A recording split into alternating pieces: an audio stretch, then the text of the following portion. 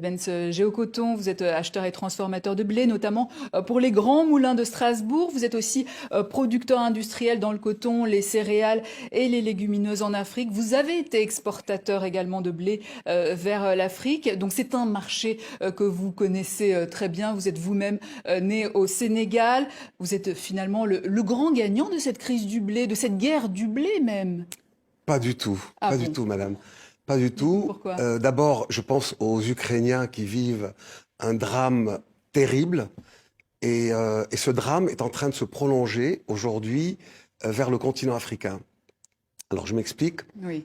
La Russie et l'Ukraine représentent 30% des échanges mondiaux de blé, dont plus de la moitié va vers l'Afrique.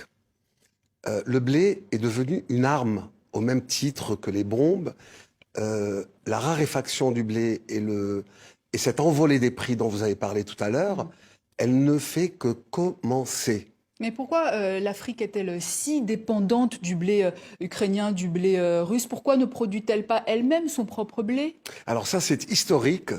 Euh, Pendant la période de la colonisation, avant la colonisation, avant même au début du 18e et 19e siècle, les Africains ne consommaient pas de blé. Ils ne consommaient pas, enfin, je parle de l'Afrique Oui. subsaharienne.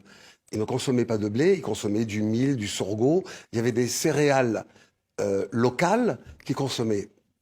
Alors, le colon a apporté en Afrique, au début du XXe siècle, et surtout après la Deuxième Guerre mondiale, où il y avait énormément de blé en Europe. Il y avait des Mm. excédents de blé. Mm.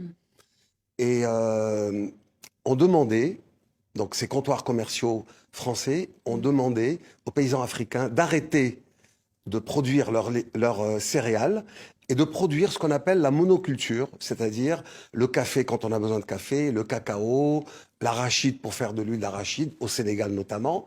Et donc, l'Afrique est devenue un peu dépendante pour sa nourriture du blé européen et surtout aussi du riz asiatique. Mais alors, comment agir aujourd'hui